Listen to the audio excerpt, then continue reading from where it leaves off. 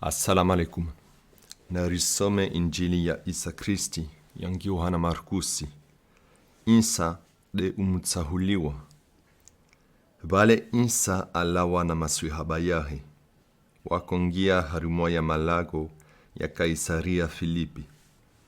Njiani wakawadzisa swala lini. Watu wasurongoa ambawami dembani. Wamjibu. Baadhi ya watu wasurongoa amba wawe de Yahaya mubaishizi, wasalia amba de Elia, na wasalia tsena amba moja miongoni mwa mitume. Sa ine awadzisa, henwanyu, usurongoa amba wami dembani. Mwenye amjibu, wawe de umutsahuliwa, yaani de Kristi au de Almasihu. Sa ile Isa awafahamisha hakusudi wasiombie atamshuya muhusu.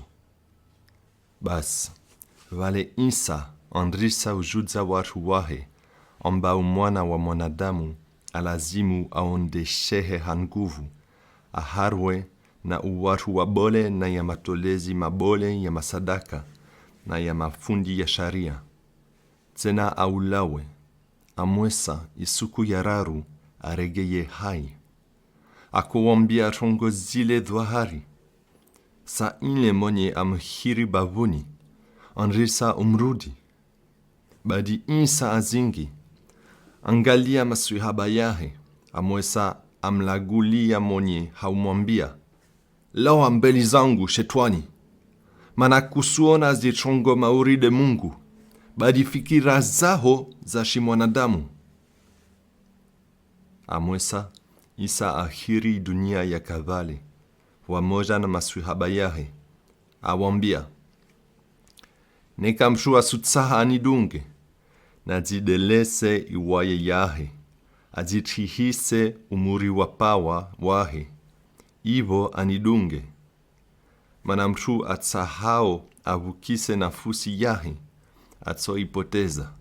Badi mtu apotezao nafusi yahe hasibabu ya wami na habari njema uo atsoivukisa.